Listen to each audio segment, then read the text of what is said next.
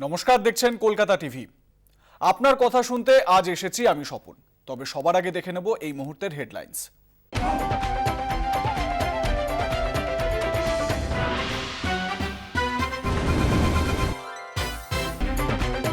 উপনির্বাচনে সবুজ ঝড়ে উধাও পদ্ম, 4 কেন্দ্রেই ব্যাপক ফল তৃণমূলের। খড়দহ, গোসাবা, দিনহাটা, শান্তিপুরে সাফ বিজেপি। দিনহাটার জয় সর্বকালীন রেকর্ড তৃণমূলের 1,63,007 ভোটে জয় উদয়ন গুহ। কেন্দ্রীয় স্বরাষ্ট্র প্রতিমন্ত্রী কেন্দ্রে লজ্জার হার বিজেপির। নিশীথের বুথে ধরাশায়ী বিজেপি। 492-এর মধ্যে বিজেপির ঝুলিতে মাত্র 95টি ভোট, তৃণমূলে 360।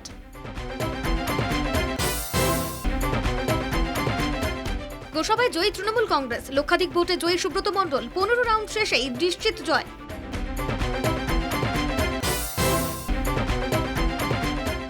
খড়দহে 93,832 ভোটে জয়ী শোভন দেব, ব্যবধান বাড়িয়ে জিতে গেলেন তৃণমূলের প্রার্থী।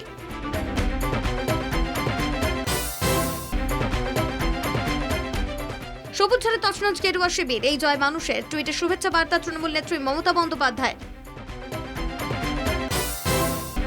আক্ষরিক অর্থে বাজিবিহীন দীপাবলি, গোটা দেশের বিজেপি নেতাদের জানাই শুভ দীপাবলি। টুইট তৃণমূলের সর্বভারতীয় সাধারণ সম্পাদক অভিষেক বন্দ্যোপাধ্যায়ের। তৃণমূলের রেকর্ড জয়ে উচ্ছ্বসিত তৃণমূল কর্মী সমর্থকেরা। সবুজ আবির মেখে নাচে গানে মাতলেন তারা, মিষ্টিমুখ কর্মীদের। হিমাচল প্রদেশের উপনির্বাচনে কংগ্রেসের দাপট, গেরুয়া দখল থেকে মান্ডি লোকসভা কেন্দ্র ছিনিয়ে নিল হাত শিবির। বেআইনি বাজি বন্ধের আর্জি নিয়ে ফের কলকাতা হাইকোর্টে মামলা। সুপ্রিম কোর্টে পরিবেশ বান্ধব বাজিতে সবুজ সংকেতের পর ফের মামলা, আগামীকাল শুনানি।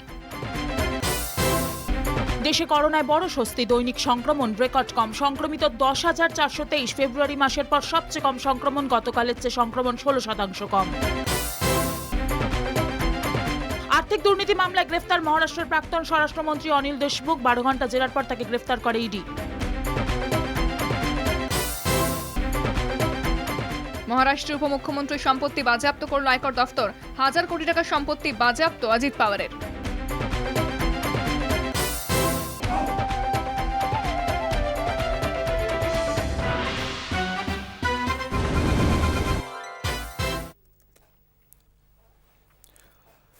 দু 2019 থেকে 2021 মাঝে ব্যবধান মাত্র 2 বছরের। আর এই 2 বছরেই বাংলা থেকে ক্রমশ বিলীন হচ্ছে বিজেপি। 2 বছর আগে 18টি লোকসভা কেন্দ্র জিতে বিজেপি স্লোগান তুলেছিল 19-এ হাফ, 21-এ সাফ। কিন্তু 21-এর বিধানসভা নির্বাচনেই সব জল্পনার অবসান ঘটিয়ে রাজ্যবাসী একতরফাভাবে পাশে দাঁড়িয়েছিল তৃণমূলের। আগের বারের থেকেও বেশি আসনে জিতে বাংলায় তৃতীয়বারের জন্য মুখ্যমন্ত্রী হয়েছিলেন মমতা বন্দ্যোপাধ্যায়। এবার 4 কেন্দ্রের উপনির্বাচনেও মুখ থুবড়ে পড়ল বিজেপি। শুধু মুখ থুবড়ে পড়া নয়, 3টি কেন্দ্রের জামানতই জব্দ হলো তাদের। এর মধ্যে গতবার দিনহাটা কেন্দ্র জিতেছিল বিজেপি। দিনহাটার পাশাপাশি খড়দা এবং গোসাবা কেন্দ্রেও গো হারান হার। দিনহাটায় বিজেপি পেয়েছে 25,486 ভোট। জামানত বাঁচাতে হলে তাদের পেতে হতো 36,891 ভোট। মানে আরও 10,000 ভোট পেলেও জামানত জব্দ হতো তাদের।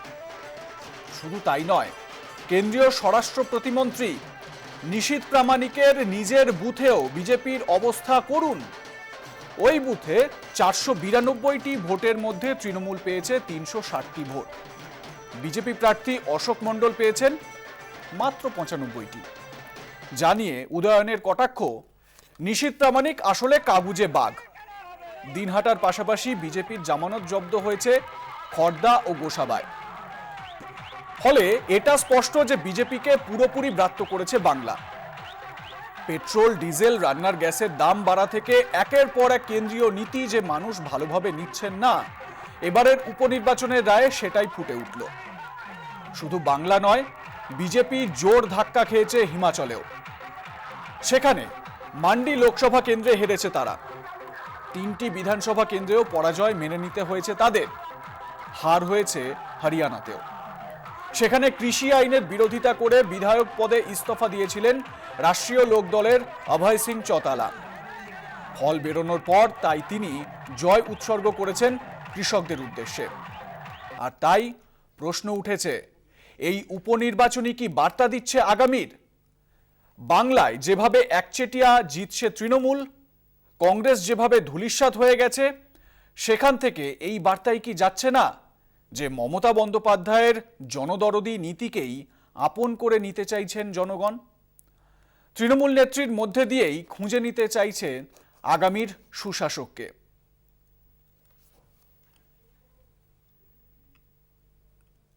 এ নিয়ে আপনার কি মত, শুনবো আপনার কথায়। একটা বিরতির পর কোথাও যাবেন না, সঙ্গে থাকবেন।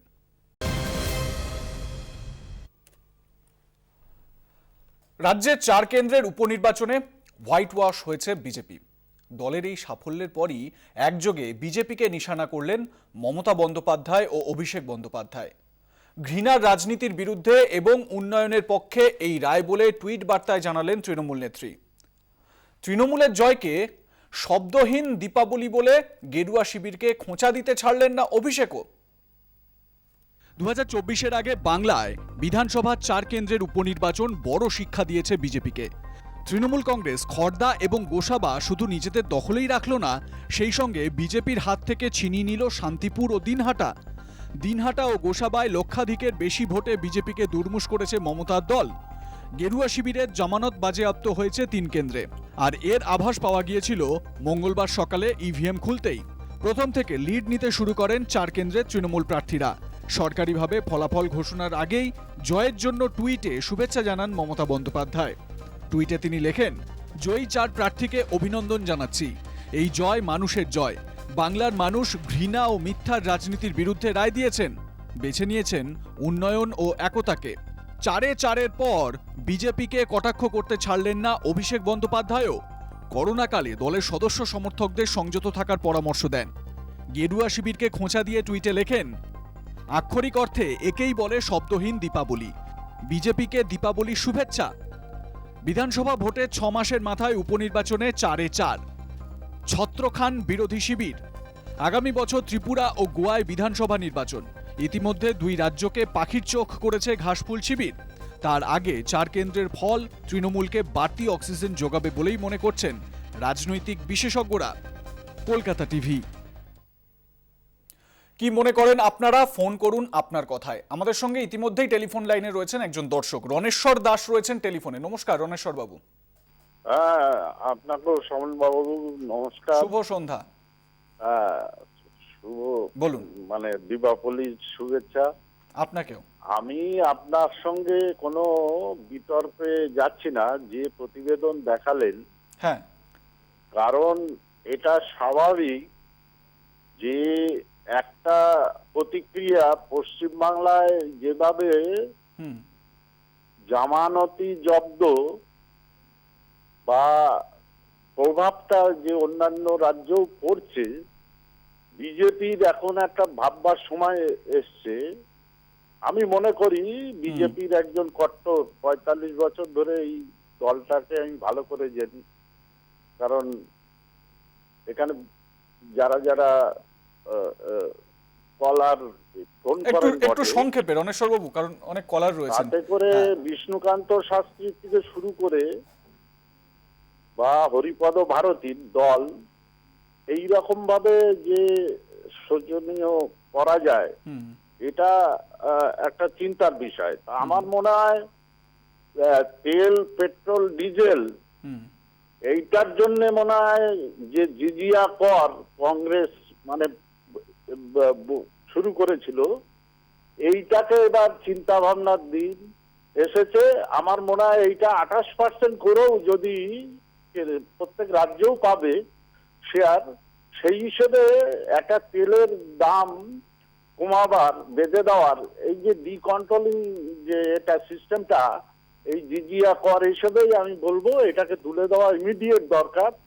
আর কৃষকদের ব্যাপারে এখানে একটা প্রভাব পড়ছে, কারণ একটা ভুল মেসেজ যাচ্ছে। আমি হয়তো আপনার নিয়মিত দর্শক, সেই হিসেবে মাঝে মাঝে বলি, বিতর্ক করি, কিন্তু আগামী দিন আমাদের যে পশ্চিমবাংলায় পৌরসভা যে নির্বাচনটা আসছে, মনে হয় শক্ত হাতে নেতৃত্ব ধরার দিন বেশ, এসেছে। আপনি আপনার বক্তব্য পেশ করেছেন, অনেক ধন্যবাদ। আমাদের সঙ্গে কলাররা আসেন এবং তাদের বক্তব্য রাখেন, সেটা তাদের একান্তই ব্যক্তিগত মতামত, তারা জানান। আমাদের পরবর্তী দর্শক রয়েছেন, ঝুনু মণ্ডল রয়েছেন টেলিফোনে। নমস্কার। হ্যাঁ, শুভ সন্ধ্যা। শুভ সন্ধ্যা আপনাকে ঝুনু দেবী। কেন আজকে তৃণমূল ক্ষমতায় আসছে এইভাবে সোডেন আর বিজেপি বিদায় হচ্ছে?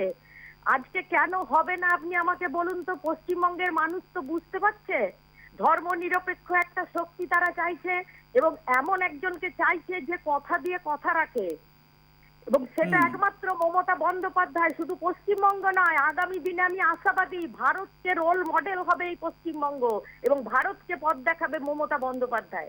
এটাই আমি বলতে চাই। বেশ, ব্যাস, আর আমার কিছু বলার নেই। অনেক ধন্যবাদ, অনেক ধন্যবাদ। ঝুনু মণ্ডল আমাদের দর্শক ছিলেন টেলিফোনে। আমরা এই মুহূর্তে একটা বিরতিতে যাচ্ছি, বিরতির পর আবারও আপনার কথা শুনবো, সঙ্গে থাকুন আপনারাও। ফিরলাম বিরতির পর। আমাদের সঙ্গে একজন দর্শক রয়েছেন টেলিফোনে, সুজয় চৌধুরী রয়েছেন টেলিফোনে। নমস্কার সুজয় বাবু। নমস্কার, এখান থেকে সুজয় চৌধুরী বলছি। শুভ সন্ধ্যা।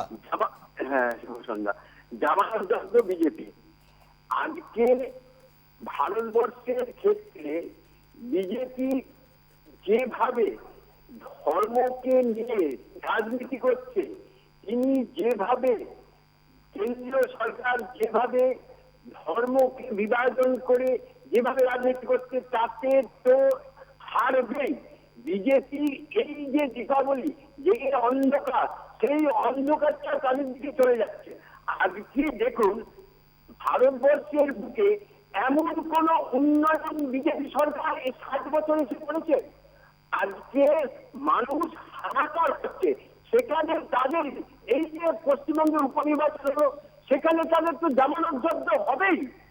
আজকে তাদের নির্বাচনে নামাই তো ভুল হয়েছে। আজকে কৃষকরা দিল্লিতে বসে আছে, আজকে জিনিসপত্রের দাম আগুন, ডিজেল 100 উঠে গেছে, আজকে পেট্রোল 110 টাকা হয়ে গেছে।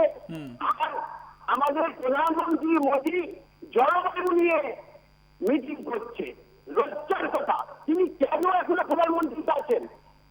আজকে মমতা ব্যানার্জি সারা দেশে, সারা রাজ্যে তিনি ছুটছেন যে মানুষের দুটো উন্নয়ন কি করে হয়, কি করে দুটো মানুষ খেতে পাবে, তার জন্য তিনি ভেবে বেড়াচ্ছেন। আজকে তিনি গোয়া গিয়েছেন, সেখানেও তিনি মানুষকে বলেছেন যে 10,000 শিক্ষক সেখানে বিজেপি সরকার আছে। বেশ, আপনার বক্তব্য আমরা বুঝতে পেরেছি সুজয় বাবু, অনেক ধন্যবাদ, অনেক ধন্যবাদ। আমাদের পরবর্তী দর্শক রয়েছেন ললিত বন্দ্যোপাধ্যায়। নমস্কার ললিত বাবু। শুভ সন্ধ্যা। শুভ সন্ধ্যা আপনাকেও। আপনাদের প্রাক দীপাবলির ক্যালকুলেটিভ আপনাকেও দীপাবলির আগাম শুভেচ্ছা জানাচ্ছি। প্রথমত আপনারা এই আবহাওয়া থেকে প্রতিকূলতা থাকতেও যে জনতার দরবারে যে কলকাতা টিভি একমাত্র চ্যানেল দেখতে পাচ্ছি 1 বছর ধরে, তার তুলনা হয় না, এবং নির্ভীক সাংবাদিকতা এবং নিরপেক্ষতা যা প্রশংসনীয়। আমি প্রথমেই বলছি যে সরকার 7 বছর ধরে চলছে, আমরা একটা অবস্থিত জরুরি অবস্থার মধ্যে দিয়ে যাচ্ছি। কারণ আমরা যে সংবিধানের যে রচয়িতা, আমাদের যে মূল মন্ত্র স্বাধীনতা, সাম্য, সম্প্রীতি, সেটাকে সম্পূর্ণভাবে নষ্ট করে বিপরীত পথে হাঁটছে। প্রথমত এখন এই লড়াই রাজ্যে দেশটা কিন্তু কোনো স্বার্থের দলের নয়, দেশ রক্ষার স্বার্থে সবাইকে এগিয়ে আসতে হবে। বিরোধী পক্ষের এটাই মূল বক্তব্য। রক্ষা করতে গেলে দেশের ধর্মনিরপেক্ষতা, গণতান্ত্রিক কাঠামোকে আমরা রুখবো। কারণ যদি দেশকে বাঁচাতে হয়, মিশন 2024 প্রত্যেক বিরোধী পক্ষের এক হওয়া উচিত, এবং সবাই সমস্ত বিরোধী দলের নিজের স্বার্থ ভুলে গিয়ে এক ছাতার নিচে যদি না আসতে পারে, এই মোদীর এই আগ্রাসন নীতি বা এই কেন্দ্রীয় সরকার আমরা সরাতে পারবো না। আজকে দেখুন যে নির্বাচন মার্চ এপ্রিল হয়ে গেছে, 8টা স্টেজে পশ্চিমবাংলা একমাত্র যে 404 সিট কেরালা, তামিলনাড়ু এবং পুডুচেরিতে, এটা একদিনে 6 এপ্রিল নির্বাচন হয়েছে। কিন্তু এখানে কোভিডের চূড়ান্ত অবস্থা মার্চ এপ্রিলে 8টা ধাপে হলো। তারপর উপনির্বাচনে প্রমাণ করে দিচ্ছে বিজেপি কিভাবে ভোট হয়েছে। একটা অঘোষিত 356 ধারায় সমস্ত 3 লক্ষ কেন্দ্রীয় বাহিনী এনে দাপিয়ে বেরিয়ে মানুষকে ভয়ে পরিবেশ তৈরি করে ভোট হয়েছে। কোনো মানুষ ভালো করে ভোট দিতে পারেনি। এরা সত্যকে সহজে গ্রহণ করতে পারে না। ক্ষমতার আস্ফালন সর্বব্যাপী। সে শাসক খুব দর্প দেখাচ্ছে, সত্য প্রকাশ সত্য বেশ। প্রকাশ করতে গিয়ে তার গলা টিপে ধরছে। হুম। এটা আশ্চর্য কিছু নয়, বরং ক্ষমতার নির্লজ্জ বহিঃপ্রকাশ আমরা বেশ। দেখতে পাচ্ছি। অনেক ধন্যবাদ আপনাকে ললিতবাবু। অর্থাৎ আপনার বক্তব্য যে এই ফল স্বাভাবিক, এটাই হওয়ার ছিল। অনেক ধন্যবাদ। আপনারা ফোন করুন, আপনাদের মতামত জানান। একটা বিরতিতে যাচ্ছি, ফিরছি বিরতির পর, সঙ্গে থাকবেন। 4 কেন্দ্রে ঘাস ফুলের হাওয়ায় খড়কুটোর মতো উড়ে গেল পদ্ম। দিনহাটায় রেকর্ড জয় তৃণমূলের। দিনহাটা, গোসাবা, খড়দহে জামানত জব্দ বিজেপির। একমাত্র সান্ত্বনা শান্তিপুর।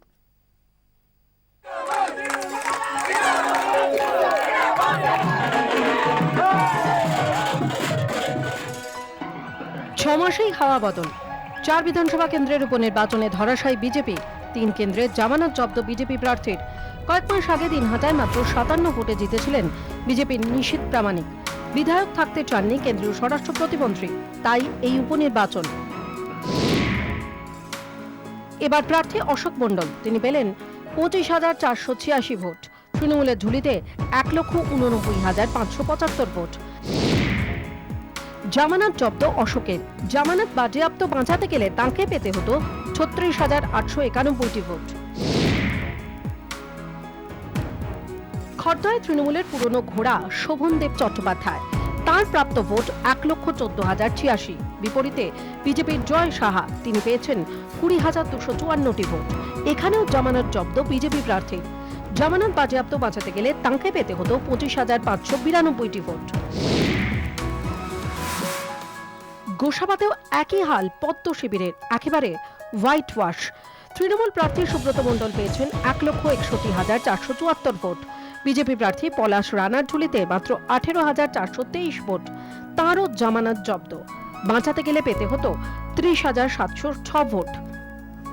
জামানত জব্দের পর বিজেপির মুখে সেই পুরনো বলে, সন্ত্রাসকে হাতিয়ার করে এবং ভোটিং মেশিনারিকে কাজে লাগিয়ে তৃণমূল জয় পেয়েছে বলে অভিযোগ গেরুয়া শিবিরের। বিজেপির প্রাক্তন রাজ্য সভাপতির কটাক্ষ, মানুষ বোকা নয়। উপনির্বাচন কিভাবে 1.5 লক্ষ ভোটের ব্যবধানে হয় সেই প্রশ্নও তুলেছেন দিলীপ ঘোষ। দিনহাটা এবং গোসাবা, যেটা সবচেয়ে বেশি সন্ত্রাস ছিল, আমরা বলেছি। দিনহাটাতে আমাদের প্রার্থী ভোট দিতে গেছিলেন, তাকে ভোট দিতে দেওয়া হয়নি, এরকম অবস্থা, বাধা দেওয়া হয়, তার পরিবারের লোককে বাধা দেওয়া হয়। আমি নিজে সব জায়গায় গেছি। দিনহাটাতে কোনো গাড়ি দেওয়া হয়নি, মাইক দেওয়া হয়নি, হোটেল দেওয়া হয়নি আমাদের থাকার জন্য, আমাদের প্রেসিডেন্টও গেছে। গোসাবাতে আমি গেছি, 7টা দ্বীপ আলাদা আলাদা। একটা দ্বীপে কোনো মতো আমরা যেতে পেরেছি, অন্য দ্বীপে যখন পৌঁছাই সারি সারি সাইকেল ভ্যান আর অটো দাঁড়িয়ে আছে, কিন্তু কেউ বিজেপিকে দিতে রাজি নয়। পশ্চিমবাংলায় যে কোনো বুথে আপনি যদি বলেন টিএমসি 100% ভোট নিয়ে নিতে পারে, সেই মেশিনারি ওদের আছে। আগামী দিনে কতটা গণতান্ত্রিক পরিবেশ থাকবে নির্বাচনের জন্য, সেটা হচ্ছে সন্দেহের বিষয়। ভূ হারাহারের পর বিজেপির অভিযোগকে মোটেই আমল দিতে রাজি নয় তৃণমূল। জয় শুধুমাত্র সময়ের অপেক্ষা। আমরা যারা নির্বাচন প্রক্রিয়ায় অংশ নিয়েছি তারা তখনই বুঝেছি যে কি বিপুল জনসমর্থন, কি বিপুল আস্থা ভরসা মমতা বন্দ্যোপাধ্যায়ের প্রতি এই 4 কেন্দ্রের মানুষ সারা বাংলার মানুষের সঙ্গে কণ্ঠ মিলিয়ে বলেছে আমরা আছি। তারই ফল হয়েছে। এবং আমি বারবার বলেছিলাম যে বাংলার এই বিপুল জনসমর্থন মমতা বন্দ্যোপাধ্যায়কে ভারতবর্ষে বিজেপির বিরুদ্ধে একমাত্র বিশ্বাসযোগ্য মুখ হিসেবে নির্বাচিত করবে, মনোনীত করবে, আস্থা যোগাবে।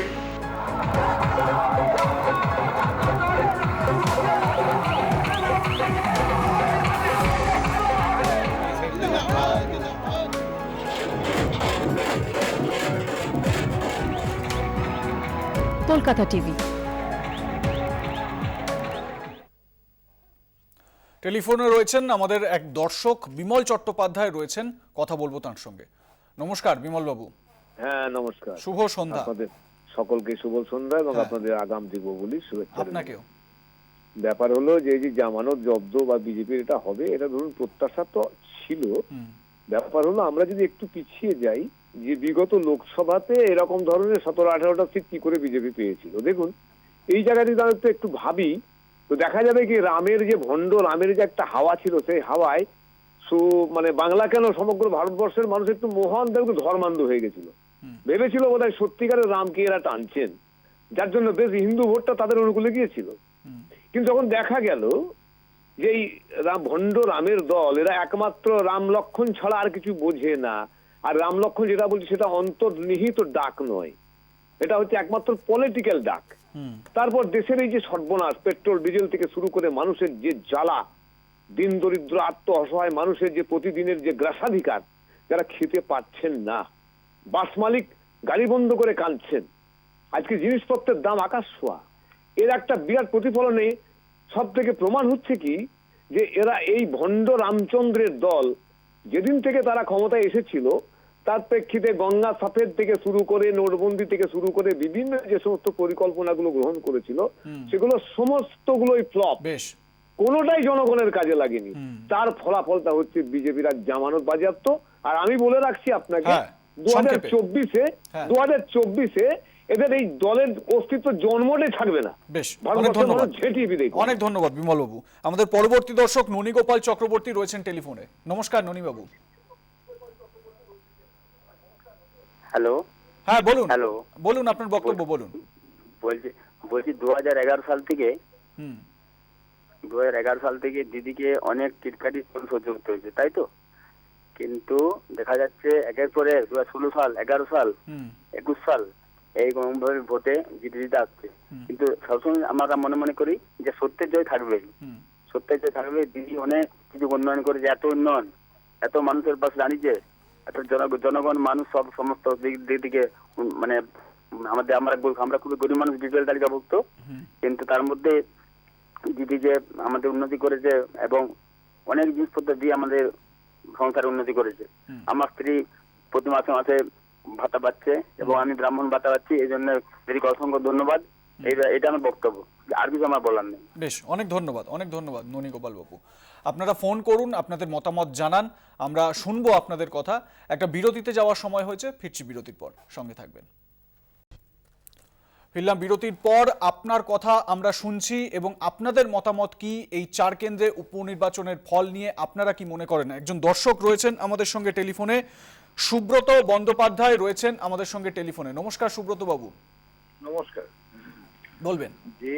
যে দলটি সরকারে থেকে আমাদের বিনা পয়সায় খাদ্য, বিনা পয়সায় শিক্ষা, বিনা পয়সায় স্বাস্থ্য নিশ্চিত করছে, সেই দলটাকে ভোট দিয়ে আরো উৎসাহ দেওয়া তো আমাদের কর্তব্য, আমাদের দায়িত্ব। আমি মনে করি যে বাঙালি বা এই কটা কেন্দ্রের ভোটাররা সেই দায়িত্ব পালন করেছে, এটা এদের প্রাপ্য, তৃণমূল দলের প্রাপ্য। 2 নম্বর, সেটা হচ্ছে এটা শুধু তৃণমূলের ভোট নয়, এটা এর সাথে প্রচুর বাম সমর্থকদের ভোট এসছে, যার জন্য মার্জিনটা এরকমটা মারাত্মক মার্জিন হয়েছে। আমি বিশেষভাবে সেই সব বাম সমর্থকদের অশেষ ধন্যবাদ জানাবো। তারা সংকীর্ণ রাজনীতি থেকে বেরিয়ে এসে উন্নয়নের স্বার্থে, উন্নয়নের পক্ষে ভোট দিয়েছে। তাদের কাছে আমি একজন মানে বাংলার জনগণ হিসেবে তাদের কাছেও আমি কৃতজ্ঞ। এবং আজকে সারা ভারতবর্ষ বুঝতে পারছে যে বাংলার ভোটাররা রাজনৈতিকভাবে কতটা শিক্ষিত। এই মেসেজটা কিন্তু ভারতবর্ষে যাচ্ছে এবং তার ফল আগামী দিনে আমরা পাবো বলেই আশা করছি। ধন্যবাদ। বেশ, অনেক ধন্যবাদ আপনাকে সুব্রত বাবু। আমাদের সঙ্গে পরবর্তী দর্শক রয়েছেন, একজন দর্শক। নমস্কার, কে রয়েছেন? হ্যালো। হ্যাঁ, কে রয়েছেন? আমি বোলপুর থেকে সৎপতি বলছি। হ্যাঁ বলুন। নমস্কার। নমস্কার, শুভ সন্ধ্যা। হ্যাঁ বলুন। বলছি আজকে আপনার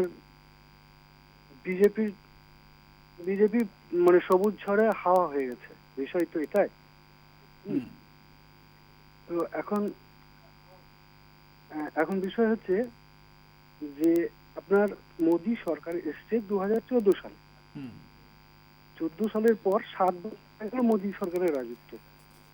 আমরা তো দেখেছি এবং আপনারা সবাই দেখেছেন যে 16 সালে ডিমনিটাইজেশন হয়েছে এবং মানুষ কিভাবে কষ্ট পেয়েছে। আমিও ব্যক্তিগতভাবে কষ্ট পেয়েছি। তো এই কষ্ট তো সবাই পেয়েছি, এবং সরকার তো একটা সাম্প্রদায়িক সরকার, এটা মানুষে বলছে, সাংবাদিকরা বলছে, বুদ্ধিজীবীরা বলছে, মানে সমাজের বিভিন্ন স্তরের মানুষরা বলছে, এবং এটা তো সবাই, এটা একটা সাম্প্রদায়িক এজেন্ডা এদের আছে, যেহেতু আরএসএস আছে এখানে। তো তারপরেও হঠাৎ করে তাদের কোনো প্রচার নেই, গ্রামাঞ্চলে কোনো সংগঠন ছিল না, অথচ তারা 2019 সালে 18টা সিট পেয়ে গেল। হ্যালো, হ্যাঁ আমি শুনছি, বলুন, একটু সংক্ষেপে বলবেন। 18টা সিট পেয়ে গেল তারা। হ্যাঁ, তারপর প্রবল হাওয়া, চারিদিকে এত হাওয়া মোদি চলে এলো। তারপর হঠাৎ মোদি সরকার এত খারাপ কাজ করে ফেললো যে 21 সালে তারা সরকারে আসতেই পারলো না, এবং গত 6 মাসে আরো এত খারাপ কাজ করে ফেললো, মানে তারা হাওয়া হয়ে গেল। তো মানুষকে হঠাৎ এই 6 মাসের মধ্যে তারা যে সাম্প্রদায়িক, এটা চিনতে পারলো। আর আমার মনে হয় এটা মানুষ একটা সরকারের সাথে গা ভাসিয়েছে। মানে মানুষ তো দেখছে 21-এর পরের বিষয়গুলো, গ্রাম বাংলা বা শহরাঞ্চলে কি হয়েছে, এবং মানুষ একটা স্রোতে গা ভাসিয়েছে। দেখছে আগামী 5 বছর থেকে সরকার উল্টোবার নয়, সরকার তো থাকবে, তার অকারণ বিরোধিতা করার কোনো মানে হয় না। গ্রামাঞ্চলে শহরাঞ্চলে তো বাঁচতে হবে, আমার একটা স্রোতে গা ভাসিয়েছে, এটা আমার ব্যক্তিগত ধারণা। আর বেশ 6 মাসের মধ্যে তো আর সাম্প্রদায়িকতা বাড়েনি। বেশ, আপনার বক্তব্য আমরা বুঝতে পেরেছি, আপনার যেটা আপনি বলতে চাইছেন। আমাদের পরবর্তী দর্শক রয়েছেন শিশির মণ্ডল, কথা বলবো তার সঙ্গে। নমস্কার শিশির বাবু। নমস্কার বিশ্বজিৎ বাবু, আমি স্বপন রয়েছি আপনার সঙ্গে। সরি স্বপন বাবু, হ্যাঁ আপনাকে নমস্কার জানাই। নমস্কার, আজকে শুভ সন্ধ্যা। আজকের ইলেকশন রেজাল্ট বাংলা এবং তথা ভারতবর্ষের অন্যান্য প্রদেশে অত্যন্ত তাৎপর্যপূর্ণ এবং আশাব্যঞ্জক। 2024-এ মোদী শেষে শুরু হল বলেই আমার ধারণা। প্রথমত, মাত্র কয়েক মাসের ব্যবধানে যেভাবে বিজেপি 7টি উপনির্বাচনে গোহারা হারলো, বিশেষ করে আজকের যে 4টি রেজাল্ট দেখলাম, সেখানে ওদের 3টিতে জামানত জব্দ, নিশীথ প্রামাণিক এবং ওই 5টির কেন্দ্রে হতাশাজনক ফল বিজেপি, এতেই বোঝা যাচ্ছে বিজেপি অস্তাচলের পথে। দ্বিতীয়ত, রাজস্থান, হরিয়ানা, হিমাচল প্রদেশে বিজেপি ভরাডুবি হয়েছে, 3য় স্থানে চলে গেছে। গোবলয়ে বিজেপির ধস নেমেছে। আমার দৃঢ় বিশ্বাস সামনের ইউপি সহ 7টি ইলেকশনে ওরা গোহারা হারবে। সত্যিই আজকে আনন্দের দিন। ধন্যবাদ। বেশ, অনেক ধন্যবাদ আপনাকে শিশির বাবু। শিশির মণ্ডল আমাদের সঙ্গে ছিলেন টেলিফোনে। আমরা বিরতিতে যাব এবং বিরতির পর সারা দেশে যে উপনির্বাচন যেখানে যেখানে রয়েছে সেখানের ছবিটা ঠিক কিরকম দেখাবো বিরতির পর। সঙ্গে থাকবেন। ফিরলাম বিরতির পর, শুনছি আপনার কথা। অপু রায় রয়েছেন টেলিফোনে, কথা বলবো তার সঙ্গে। নমস্কার অপু বাবু। হ্যাঁ হ্যাঁ বলুন। বলছি আমাদের যে জায়গাটা আছে না সোনাপুরটা, হ্যাঁ কালপুর থেকে বলছি, সোনাপুর, দক্ষিণ সোনাপুর, এখন রাস্তাঘাট আগের থেকে অনেক তুলনা হয়ে গেছে, ভালো হয়েছে, রাস্তাঘাট পাকাপোক্ত হয়ে গেছে, বাড়ি বাড়ি ইলেকট্রিক পৌঁছে গেছে। যারা সমস্যা ছিল গত 34 বছর করতে পারেনি কংগ্রেস সরকার, সেটা মমতা ব্যানার্জি এসে সরকার করে দিয়েছে। আগের থেকে খুব উন্নত হয়েছে। কন্যাশ্রী, রূপশ্রী সবাই পেয়েছে, এই লক্ষ্মীর ভান্ডার করে দিয়ে সেটাও ঢুকছে পয়সা, কোনো সমস্যা হচ্ছে না। আগামী দিনে আমরা মমতা ব্যানার্জিকে দিল্লি দেখতে চাই। বেশ, অর্থাৎ মমতা বন্দ্যোপাধ্যায় যে উন্নয়নের প্রতিশ্রুতি দিয়েছেন সেই মতোই এই ফল আপনারা, এই মতই আপনার, তাই তো? হ্যাঁ হ্যাঁ, খুব ভালো ফল পেয়েছি। আগামী বেশ দেখতে চাই মমতা ব্যানার্জিকে। বেশ, অনেক ধন্যবাদ। সুপ্রভাত মণ্ডল আমাদের পরবর্তী কলার রয়েছেন টেলিফোনে। নমস্কার। নমস্কার স্যার। হ্যাঁ নমস্কার স্যার। হ্যাঁ, দীপাবলির আগাম শুভেচ্ছা আপনাকেও। হ্যাঁ সেম টিম। যেটা বলছিলাম যে এই যে রাজনীতির যে বিষয়, আমি এ বিষয়ে কাউকে আইডেন্টিফিকেশন করব না, তবে এটা সত্য, গেরুয়া শিবির যেমন পরাজিত হয়েছে তারাও কাজ করেছেন, সবুজ শিবির তারাও কিন্তু কাজ করেছেন, কিন্তু এনাদের ঝড় সত্যই তুঙ্গে। অবশ্যই সত্য কথা, দিদির যে কথাগুলো বলেছেন সেগুলো রেখেছেন। অবশ্য এই যে কতগুলো সমাজ বিরোধীদের মতো কাজ মোদী সরকার করে থাকেন, যেমন আপনাদের বিরুদ্ধে একটা কথা বললো, এটা কিন্তু সত্যি খুব মর্মাহত। এই সমস্ত দিকগুলো ওনাদের একটু খারাপ আছে, যার জন্য আমি আমার দিক থেকে বলবো সংবাদের উপর আঘাত হানা মানে আমাদের যে স্তম্ভ অর্থাৎ ভিত্তি সেগুলোকে কাঁপিয়ে দিল। তা আমাদের কি পাওয়ার রয়েছে? যেটা সত্য কথা সেটা আমরা পাচ্ছি না, তাহলে সেটা দেখুন গুরুতরভাবে আঘাত পাচ্ছি আমরা। এইগুলো অর্থাৎ আপনি মনে করছেন যে বিজেপি সরকারের এই সমস্ত যে সিদ্ধান্তগুলো তার প্রভাব এই যে নির্বাচন বাংলা সহ দেশের বিভিন্ন জায়গায় হয়েছে তাতে প্রভাব পড়েছে, তাই তো? অবশ্যই অবশ্যই। বেশ বেশ, অর্থকারিতামূলক সিদ্ধান্ত এগুলো সত্যিকারে একদম তার প্রভাব তো পড়তেই হবে। বেশ, অনেক ধন্যবাদ, অনেক ধন্যবাদ, অনেক ধন্যবাদ আপনাকে। উপনির্বাচনে হিমাচল প্রদেশে জোর ধাক্কা খেয়েছে বিজেপি। গেরুয়া শিবিরের হাত থেকে মান্ডি লোকসভা আসন ছিনিয়ে নিয়েছে কংগ্রেস। বিধানসভা 3টি আসনের উপনির্বাচনেও গেরুয়া শিবিরকে ধরাশায়ী করেছে সোনিয়ার দল। শুধু হিমাচল নয়, মোদি অমিত শাহ ব্রিগেড ধাক্কা খেয়েছে আরও বেশ কয়েকটি রাজ্যে। বাংলা ছাড়াও মঙ্গলবার 13টি রাজ্য ও কেন্দ্রশাসিত অঞ্চলের উপনির্বাচনে ভোট গণনা হয়। বাংলা ছাড়াও হিমাচলে জোর ধাক্কা খেল গেরুয়া শিবির। হিমাচল প্রদেশের মান্ডি লোকসভা আসনটি বিজেপির কাছ থেকে ছিনিয়ে নিয়েছে কংগ্রেস। হিমাচলের 3টি বিধানসভা আসনের উপনির্বাচনেও জয় পেয়েছে সোনিয়ার দল। কেন্দ্রশাসিত অঞ্চল দাদরা ও নগর হাভেলির একমাত্র লোকসভা আসনে জয় পেয়েছে শিবসেনা। ব্যবধান কমলেও মধ্যপ্রদেশের খান্ডওয়া লোকসভার উপনির্বাচনে জয়ী হয়েছে গেরুয়া শিবির। শিবরাজ সিং চৌহানের রাজ্যে বিধানসভার 3 আসনের মধ্যে 2টি পেয়েছে বিজেপি, 1টি কংগ্রেস। হরিয়ানার এলেনাবাদ বিধানসভা কেন্দ্রে আইএনএলডি প্রার্থী অভয় চৌটালার কাছে হার স্বীকার করতে বাধ্য হয়েছে বিজেপি। রাজস্থানে 2টি বিধানসভা আসনে জয়ী হয়েছে কংগ্রেস। অসমের 5টি বিধানসভা আসনের মধ্যে 3টি বিজেপি এবং 2টি সহযোগী দল ইউপিপিএল এর দখলে গিয়েছে। মহারাষ্ট্রের দেগলুর বিধানসভা আসনটি নিজেদের দখলেই রেখেছে কংগ্রেস। বিহারের তারাপুর ও কুশেশ্বরা স্থান আসন দুটি নিজেদের দখলে রেখেছে বিজেপির সহযোগী দল জেডিইউ। কর্ণাটকে হাঙ্গল বিধানসভা আসনটি বিজেপির থেকে ছিনিয়ে নিয়েছে কংগ্রেস। যদিও কংগ্রেসের দখলে থাকা সিন্দিগিতে জিতেছে গেরুয়া শিবির। তেলেঙ্গানায় 1টি আসনে জিতেছে বিজেপি। মেঘালয়, মিজোরাম ও নাগাল্যান্ডে কর্তৃত্ব বজায় রেখেছে আঞ্চলিক দলগুলি। কৃষক আন্দোলন, পেট্রোপণ্যের অস্বাভাবিক মূল্যবৃদ্ধিকে উত্তর ভারতে বিজেপির খারাপ ফলের পিছনে প্রধান কারণ বলে মনে করা হচ্ছে। সেক্ষেত্রে আগামী বছর উত্তরপ্রদেশ সহ বেশ কয়েকটি রাজ্যের বিধানসভা ভোটে বিজেপি চাপে পড়বে বলেই মনে করছেন কেউ কেউ। কলকাতা টিভি। আমরা এই মুহূর্তে একটা বিরতিতে যাব। বিরতির পর ফিরে এসে আবারও শুনবো আপনার কথা, সঙ্গে থাকবেন। ফিরলাম বিরতির পর। আমাদের সঙ্গে টেলিফোনে একজন দর্শক রয়েছেন, তারাশঙ্কর গঙ্গোপাধ্যায় রয়েছেন টেলিফোনে, কথা বলবো তার সঙ্গে। নমস্কার তারাশঙ্কর বাবু।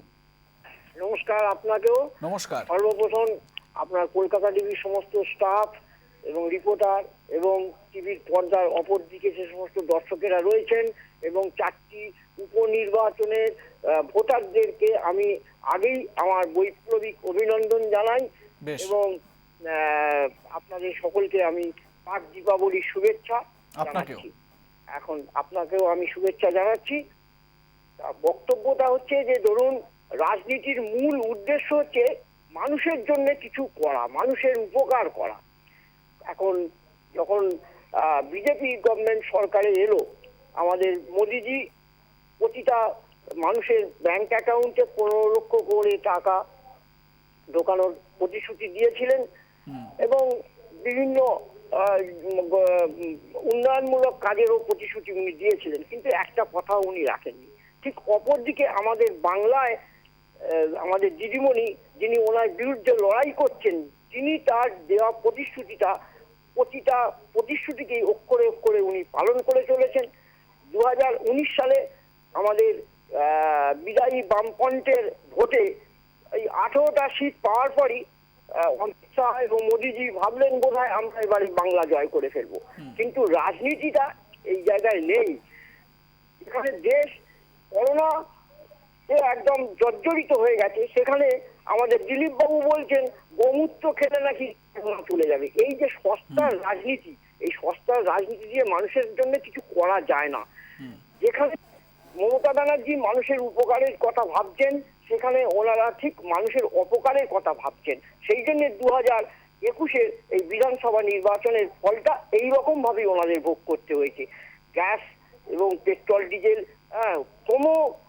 মানে ঊর্ধ্বমুখী দাম, এটা তো মানুষের একদম নাভিশ্বাস তুলে দিয়েছে।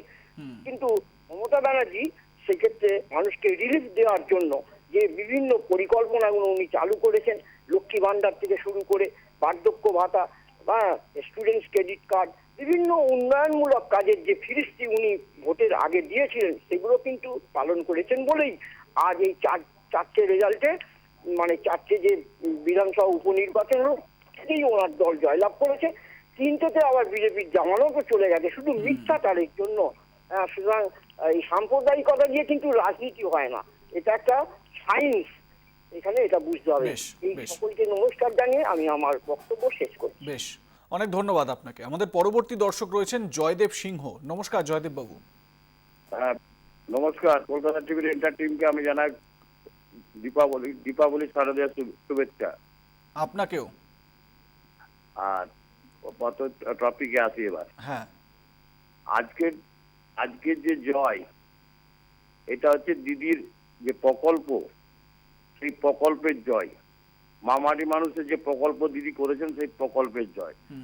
দুয়ারে সরকার বিধানসভা ভোটের আগে ঘোষণা করেছিলেন, মানুষ তার উপকারটা বুঝতে পারেনি বিধানসভা ভোটের আগে, এবং সেই উপকারটা এই উপনির্বাচনে তার প্রতিফলন হচ্ছে। যত দিন যাবে মানুষ যে দুয়ারে সরকারে মানুষ যে উপকারগুলো পেয়েছে, মানুষ সেগুলো দিদিকে আশীর্বাদ করবেই। এটা আমাদের, আমি ব্যক্তিগতভাবে উপকার পেয়েছি, যার জন্য। আর তারপরে সবচেয়ে বড় হচ্ছে লক্ষ্মীর ভান্ডার। প্রত্যেকটি মা বোনদের হাতে যে 500 টাকা করে প্রতি মাসে দিচ্ছে, এটা একটা বিরাট বড় ভোট ব্যাংক তৈরি করেছেন দিদি। মানুষের কাছে যে হাতে টাকা পাই দেওয়া, যার স্বামী মদ খেয়ে মাতলামি করে, তার স্ত্রীরা টাকা পায়নি, গরিব মানুষরা, খুব নিটি মানুষরা যাদের কথা বলছি আমি, জঙ্গলমহল থেকে বলছি, পশ্চিমবঙ্গ শালবনী থেকে, মানুষের কাছে এই 500 টাকাটা কি মূল্য পেয়েছে সেটা আগামী নির্বাচনে জঙ্গলমহল আরো বুঝিয়ে দিবেন। নমস্কার। বেশ, খুব গুরুত্বপূর্ণ একটা বিষয় আপনি তুলে ধরলেন, অনেক ধন্যবাদ আপনাকে জয়দেব বাবু। কেন্দ্রীয় স্বরাষ্ট্র প্রতিমন্ত্রীর বুথেই লজ্জাজনক হার, দিনহাটায় নিশীথ ম্যাজিক ধুয়ে মুছে সাফ। সর্বকালীন রেকর্ড ভোটে জয় উদয়ন গুহর। নিজের ওয়ার্ডেই দলকে জেতাতে পারলেন না বিজেপি প্রার্থী অশোক মণ্ডলও।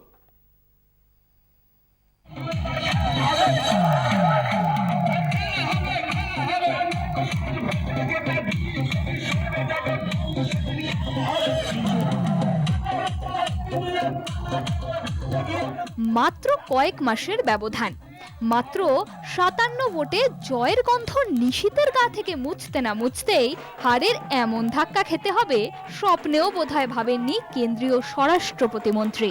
বিজেপি শুধু ধুয়ে মুছে সাফ নয়, বিধানসভা ভোটে জয়ের সর্বকালীন রেকর্ড গড়ে ফেলল তৃণমূল। দিনহাটায় 1,64,089 ভোটে বিজেপিকে উড়িয়ে দিলেন উদয়ন গুহ। এই ভোটটা হচ্ছে পুরোপুরি নিশীথ প্রামাণিকের বিরুদ্ধে এবং বিজেপির সাম্প্রদায়িকতার বিরুদ্ধে। আর সবচাইতে ঘৃণ্য যেটা ব্যাপার, আমরা সবাই মিলে প্রতিবাদ করেছি, আমরা এখনো প্রতিবাদ করি।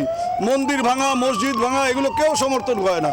সেই বাংলাদেশের মন্দির ভাঙা কেসকে এখানে মোবাইলে ফোন করে করে ভোট চাওয়া হলো।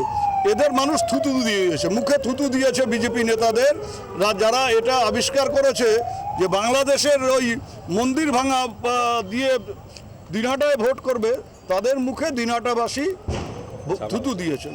কেন্দ্রীয় স্বরাষ্ট্র প্রতিমন্ত্রীর বুথে বিজেপির চেয়ে প্রায় 4 গুণ ভোট বেশি পেলেন কমলপুত্র। এই বুথে তৃণমূল পেয়েছে 360 ভোট, বিজেপির ঝুলিতে মাত্র 59 ভোট। দিনহাটায় বিজেপি প্রার্থী অশোক মণ্ডলের বুথেও হারল বিজেপি। বিজেপির ঝুলিতে মাত্র 156 ভোট, তৃণমূলের দখলে 461 ভোট। 2021-এর বিধানসভা ভোটে মাত্র 57 ভোটে জয়ের পরই হাওয়া বুঝে যান নিশীথ। বিধায়ক পদ ছেড়ে সাংসদ পদেই থাকতে চান, সে কারণেই এই উপনির্বাচন। কিন্তু কেন এই ফল? মাত্র 6 মাসের ব্যবধানে কেন এই উলটপুরাণ?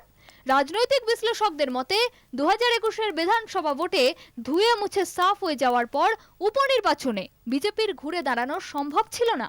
পাশাপাশি ভোটের আগে উত্তরবঙ্গকে আলাদা রাজ্যের দাবি তুলে বিজেপির লাগাতার প্রচার বাংলার মানুষ ভালোভাবে নেয়নি। বিজেপির হাঁড়ির হালের অবস্থায় একের পর এক নেতা গেরুয়া শিবির ত্যাগে বিজেপির শক্তি ক্ষয়ই হয়েছে। দুর্বল সংগঠন নিয়ে এর চেয়ে ভালো ফল বিজেপির আশা করাই উচিত নয়। গোহারা হারের পর বিজেপি অবশ্য চিরাচরিত ঢঙেই তৃণমূলকে দোষারোপ করেছে। কোচবিহার জেলার সম্পর্কে আপনারা জানুন, গত 2 মে পর যেভাবে কোচবিহার জেলাতে সন্ত্রাস হয়েছে, নিজের দেশে অন্য রাজ্যে গিয়ে নিয়ে আশ্রয় নিতে হয়েছে কোচবিহার লোকেরা। তো এখানে প্রচুর সন্ত্রাস রয়েছে। আমরা জানি যে সারা পশ্চিমবঙ্গ ব্যাপী আজ পর্যন্ত আমাদের 100-এর উপরে বেশি, এবং এই ইলেকশনের পরে এই 2021-এর বিধানসভা নির্বাচনের পরে আমাদের 40-এর বেশি আমাদের কার্যকর্তা মারা গেছেন। এই চারদিকে যেটা ভোটে হারা জেতা, এটা গণতন্ত্রের লড়াই আছে। কেউ হারবে, কেউ জিতবে। ইন্ডিয়া পাকিস্তান সাথে হেরেছে, ইন্ডিয়া নিউজিল্যান্ড থেকে হেরেছে, তার মানে কি ভারতবর্ষের ক্রিকেট শেষ হয়ে গেছে? আগামী দিন ক্রিকেট বোর্ড চিন্তা ভাবনা করবে যে আমরা কিভাবে এগিয়ে আসবো। গণতন্ত্রে পলিটিক্যাল পার্টি থাকে, লড়াই থাকে, লড়াইতে কেউ হারে কেউ জিতে, কিন্তু এইখানে আমরা বলবো যে বিজেপির হার হলে এখানে গণতন্ত্র পরাজিত হয়েছে। উদয়ন গুহর আগে সবচেয়ে বেশি ভোটে জয়ের রেকর্ড ছিল আব্দুল গনির দখলে। 2021-এর ভোটে সুজাপুরের তৃণমূল প্রার্থী কংগ্রেসের ঈশা খান চৌধুরীকে 1,30,163 ভোটে হারান। 1 লক্ষের বেশি ব্যবধানে জেতার রেকর্ড রয়েছে তৃণমূলের রাজীব বন্দ্যোপাধ্যায়েরও।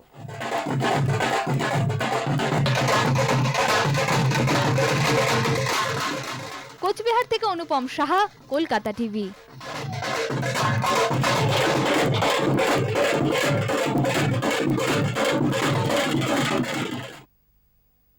এখন সময় আরো একটা বিরতির, ফিরছি বিরতির পর, সঙ্গে থাকবেন।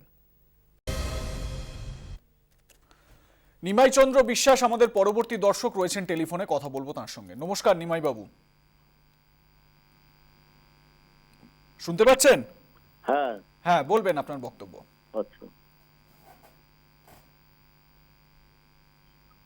আপনি শুনতে পাচ্ছেন? স্বপনদা, হ্যাঁ বলুন বলুন। আগাম সবাইকে জানাই শুভ দীপাবলির শুভেচ্ছা। আপনাকেও দীপাবলি, কালী পুজোর আগাম শুভেচ্ছা। হ্যাঁ, কেন্দ্রের লোকসভা ভোটের হওয়া বিধানসভাতেও লেগেছিল। সবাই ভেবেছিল এবার বোধহয় বাংলায় সত্যি সত্যি রাম রাজত্ব তৈরি হবে। আমাদের ভোটারদের সাথে কিছু স্বার্থান্বেষী নেতা মন্ত্রীরাও দল ত্যাগ করে বিজেপিতে যোগদান করেছিল। কিন্তু যতদিন যাচ্ছে ততই পরিবর্তনের জায়গায় পাল্টি হয়ে যাচ্ছে। তারাই আবার পাল্টি খেয়ে পুনরায় পুরনো জায়গায় ফিরে আসছে। আমাদের আসাননগর গ্রাম পঞ্চায়েত এতদিন বিজেপির দখলে ছিল, কিন্তু গতকাল আবার তৃণমূল কংগ্রেস সংখ্যাগরিষ্ঠতা প্রমাণ করে তৃণমূল কংগ্রেস দখল করলো। তৃণমূল কংগ্রেস জিন্দাবাদ, মমতা দিদি জিন্দাবাদ। ধন্যবাদ। বেশ বেশ, অনেক ধন্যবাদ। খুব সুন্দর ব্যাখ্যা করলেন নিমাই চন্দ্র বিশ্বাস। আমাদের পরবর্তী কলার প্রদীপ সরকার রয়েছেন টেলিফোনে, কথা বলবো তার সঙ্গে। নমস্কার প্রদীপ বাবু। ভালো সন্ধ্যা। শুভ সন্ধ্যা। ভালো সন্ধ্যা জানাচ্ছি, কারণ আমি তো বাঙালি, তাই বাংলায় পুরোটাই বললাম। সঞ্চালক বাবুকে ধন্যবাদ দিচ্ছি। আজ যে ফলাফল দেখছি এটা বাস্তব ফলাফল। ভানু বন্দ্যোপাধ্যায়ের একটি কথা ছিল, মানুষ আমারে মুখ দেখা ভোট দেয় না, আমারে কাম দেখা ভোট দেয়। সেই ভানু বন্দ্যোপাধ্যায়ের কথাটা কিন্তু আজ থেকে 40 বছর আগে বলেছিলেন। আজ কিন্তু তার প্রমাণ মিলছে। সারা ওয়েস্ট বেঙ্গলে প্রত্যেকটা মানুষ দেখছে যে কাজ কারা করছে। এই যে সাফল্যটা, এটা সারা ভারতবর্ষে ছড়াতে হবে। একটা লেখাপড়া করলে প্রথম দিন থেকেই লেখাপড়াটাকে ভালোভাবে করলে পরীক্ষার সময় সে ভালো রেজাল্ট করতে পারে। 2019-এ যেটা হয়েছিল সেটার ফল আশা অনুরূপ হয়নি। এই যে 24-এ যে লোকসভা আসছে, দিদির মগজস্তটা এত তুখার, তাই ছোট রাজ্যগুলোকে আগে তিনি দেখছেন যে সেখানকার নাগরিকরা তার যে কাজ দেখে তারা খুশি কিনা। যদি খুশি নিশ্চয়ই হবে। আমি জানি এই যে পঞ্চায়েত ভোট হচ্ছে আপনার ত্রিপুরায়, সেখানে ভালো রেজাল্ট করবে। জেতা হারা জনগণ ঠিক করে দেয়, কোনো নেতা ঠিক করে না। জনগণ দেখে আমরা ঠিক মতো পরিষেবা পাচ্ছি কিনা। নেতারা লম্বা চওড়া অনেক কথা বলে, তাতে কিন্তু এখন আর খিদে দিবে না। আমাদের ভারতের প্রধানমন্ত্রীর কথায় আমরা এখন জনগণ একদম চিড়ে ভেজাই না। আমরা তেল একটা রান্না করতে গেলে একটা তেল 200 টাকা, ভাবতে পারছেন? পেট্রোল একটা গাড়ি চালাতে গেলে 100-র ওপরে, ডিজেল 100-র ওপরে। সাধারণ গরিব মানুষ, বড় লোকদের জন্য আমরা কিন্তু গরিব মানুষরা কেন সাফার হব? মোদি তো শুধুমাত্র গরিবের ধনীর প্রধানমন্ত্রী নয়, উনি তাহলে আমেরিকার প্রেসিডেন্ট। ট্রাম্পের সঙ্গে তিনি বন্ধুত্ব করতে পারেন, কিন্তু আমাদের গরিব দেশের মানুষকে বেঁচে থাকার জন্য ন্যূনতম পরিষেবাটা যারাই দেবে, এই স্টেবল সরকার থেকে কি যে ক্ষতি হচ্ছে, ইংরেজের থেকে অনেক ভালো ছিল। আনস্টেবল সরকার আসুক। একটা হীরক রাজার কথা ছিল না, দড়ি ধরে মারো টান, রাজা হবে খান খান। এবার 2024-এ কিন্তু সেটাই হবে। আমরা প্রতিটা দর্শকের কাছে অনুরোধ করব, আপনারা চোখ বন্ধ করে ধৃতরাষ্ট্রের মতো ভোট দেবেন না। দেখবেন কোথায় কারা ভালো কাজ করছে, সেই দেখে আপনারা ভোট দেবেন, তাহলেই ভারতবর্ষের পরিবর্তন হবে। ধন্যবাদ। বেশ, অনেক ধন্যবাদ আপনাকে। আমাদের পরবর্তী দর্শক রয়েছেন শেখ রাজু হোসেন। নমস্কার। নমস্কার স্যার, বলুন। শুভ সন্ধ্যা। হ্যাঁ স্যার, আজকে আমার দিদি, আমার মা, আজকে আমার দুটো মা, আপনাদের প্রত্যেকদিন আমি কলারে বলি, যার জন্য আজকে আমার একটা আপনার চ্যানেল থেকে আমার একটা নাম্বার ব্ল্যাক লিস্টে ফেলা হয়েছে নাকি জানি। তো ঘটনা হচ্ছে, আমার একটা আপনাদের ফোন নম্বরে যেটা 82 ফোন নাম্বার লাগেন, আপনার বক্তব্যটা সংক্ষেপে বলবেন। হ্যাঁ স্যার, সংক্ষেপে। ঘটনা হচ্ছে যে আজকে যে 4টে কেন্দ্রে আমার দিদি, আমার মা জিতেছে। মায়ের, সেটা মমতা ব্যানার্জি জিতেছে, ওটা মায়ের জিত হয়েছে। ঘটনা হচ্ছে যে আজকে কেন্দ্রের সরকার যেভাবে রাজ্যের সব জিনিসের দাম বাড়াচ্ছে, ওনাদের এগেইনস্টে মানুষ ভোট দিয়েছে, জনসাধারণ ভোট দিয়েছে। জনসাধারণের ভোটে আমার মা জয় লাভ করেছে।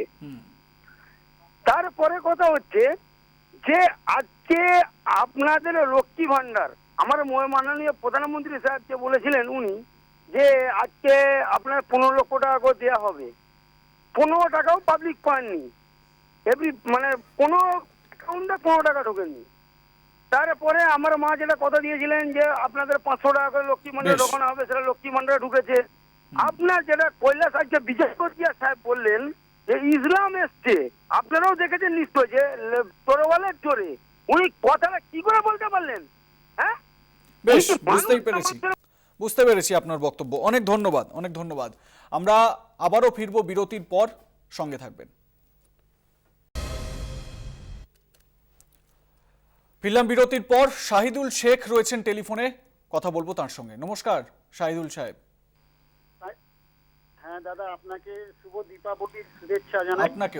আপনাকেও আগাম শুভেচ্ছা। প্রথমে জানাই আপনাদের চ্যানেলকে, যে আমাদের মতো এই দর্শকদেরকে এই মতের এখানে যে কথা বলার যে একটা জায়গা করে দিয়েছেন, জন্য আপনাদের চ্যানেলকে ধন্যবাদ জানাই। আজকের বিষয়টা হলো যে 4টে জায়গায় যে উপনির্বাচন হয়েছে, সেই 4টে জায়গায় 4-এ 4। এর থেকে বড় জয় আর কিছুই হতে পারে না। আমাদের রাজ্যের যিনি মুখ্যমন্ত্রী মমতা বন্দ্যোপাধ্যায়, তার সৈনিক হিসাবে আমি আমাদের বুথে কাজ করি, এবং আমাদের রাজ্যের যিনি আমাদের তৃণমূলের যুবর যিনি সর্বভারতীয় সাধারণ সম্পাদক আমাদের অভিষেক বন্দ্যোপাধ্যায়, আমাদের দিদির নেতৃত্ব এবং আমাদের অভিষেক বন্দ্যোপাধ্যায়ের নেতৃত্বে আমাদের রাজ্যে যেভাবে উন্নয়ন, সেই উন্নয়নের যে ধারা যে বয়ে চলেছে, তাই মানুষ মমতা বন্দ্যোপাধ্যায়কে তার উন্নয়নের আন্ডারি হিসাবে দেখে নিয়েছে। সেই জন্যে যত জায়গায় উপনির্বাচন হচ্ছে, মানুষ আর বিজেপি মুখ হচ্ছে না, মানুষ তৃণমূলের উন্নয়নের মুখে হয়ে আছে। যেভাবে আমাদের রাজ্যে প্রকল্পের মাধ্যম দিয়ে যে সমস্ত মানুষের সচ্ছলতা ফিরিয়ে দিচ্ছে, আজকের লক্ষ্মীর ভান্ডার, আজকের স্বাস্থ্যসাথী, আজকের স্টুডেন্ট ক্রেডিট কার্ড, এই সমস্ত প্রকল্পের মাধ্যম দিয়ে মানুষকে যেভাবে উন্নয়নের দিকে এবং স্বচ্ছলতার দিকে দিদি যেমন ফিরিয়েছে, তাতে মানুষ অন্যমুখ হতে চাইছে না। যে মিথ্যা কথা বলে সেটা আমরা আমাদের অর্থাৎ তৃণমূলের বা মমতা বন্দ্যোপাধ্যায়ের যে উন্নয়নের প্রতিশ্রুতি তাতেই মানুষ আস্থা রেখেছেন, এমনটাই মনে করছেন আপনি। অনেক ধন্যবাদ, অনেক ধন্যবাদ। আমাদের পরবর্তী কলার রয়েছেন প্রবীর বন্দ্যোপাধ্যায়। নমস্কার প্রবীর বাবু। হ্যাঁ, নমস্কার এবং শুভ ধানতেরাস। আজকে শুভ ধানতেরাস এবং কালী পুজো, দীপাবলির আগাম শুভেচ্ছা আপনাকে এবং আগাম ভাইফোঁটা। হ্যাঁ বলবেন। হ্যাঁ, আচ্ছা, সেটা হলো এই যে আপনারা বলছেন বিজেপির জামানার জব্দ বা এইখান থেকেই পদ্মের পতন শুরু, পাশাপাশি দেখুন যেটা আপনারা সেভাবে উল্লেখ করছেন না, একটু এড়িয়ে যাচ্ছেন, সেটা হলো দেখুন পাশের রাজ্য আসাম, এখানে বিজেপি এবং তার সহযোগী দল বিরোধীদের থেকে যে 5টা সিটে ভোট হয়েছে 5টাই ছিনিয়ে নিয়েছে। হ্যাঁ প্রবীর বাবু, যদি এইটা দেখতে হয় তাহলে সারা দেশের পরিসংখ্যানটা সেটাও দেখতে হবে, কারণ আমি সবকিছুতে আসবো, আমায় বলতে দিন। 13টা রাজ্যের 29টি বিধানসভা আসন, 3টি লোকসভা আসন এবং মানে এই কেন্দ্রগুলোতে যদি আমরা সার্বিকভাবে চিত্রটা দেখি তাহলে কিন্তু মানে বিজেপি একেবারে ধরাশায়ী হয়েছে। উত্তর পূর্বে শুধু অসমেই একটু শক্তপোক্ত জায়গা রয়েছে, তাছাড়া বিজেপির অবস্থা কিন্তু খুব একটা ভালো নয়। তাহলে মধ্যপ্রদেশ তো অবশ্যই বিজেপির তো গড় সেখানে।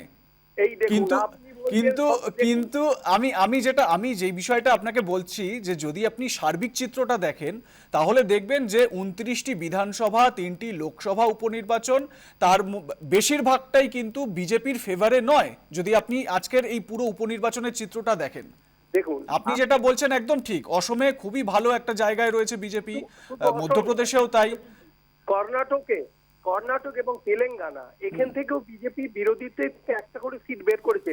কিন্তু আপনি যদি এটাকে এক পাশে সরিয়ে রেখে যদি একটা দিক দেখান, সেটা নয়। আমি বলতে চাইছি আজকে তৃণমূল নিশ্চয়ই ক্লিন সুইপ করেছে, কিন্তু তার মানে শুধু পশ্চিমবঙ্গে, আর বিজেপিকে লড়তে হচ্ছে সারা ভারতবর্ষে।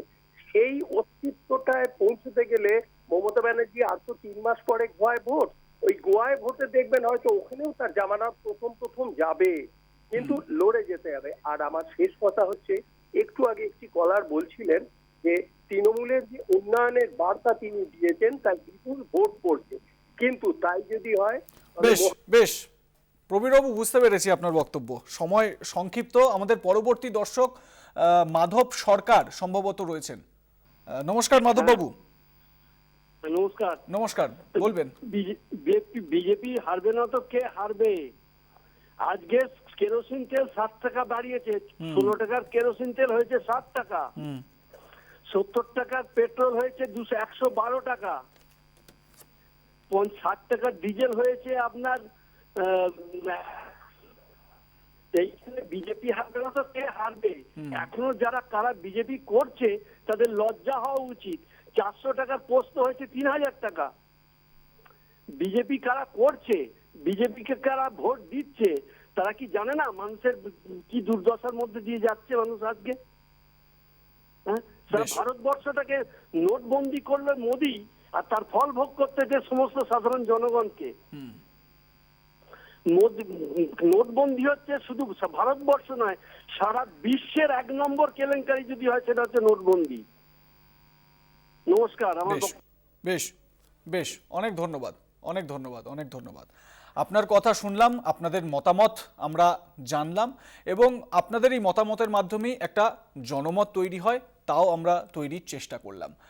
আজকে আপনার কথা এ পর্যন্তই। আপনারা অন্যান্য অনেক খবরের জন্য দেখতে থাকুন কলকাতা টিভি। রাত দিন 7 দিন।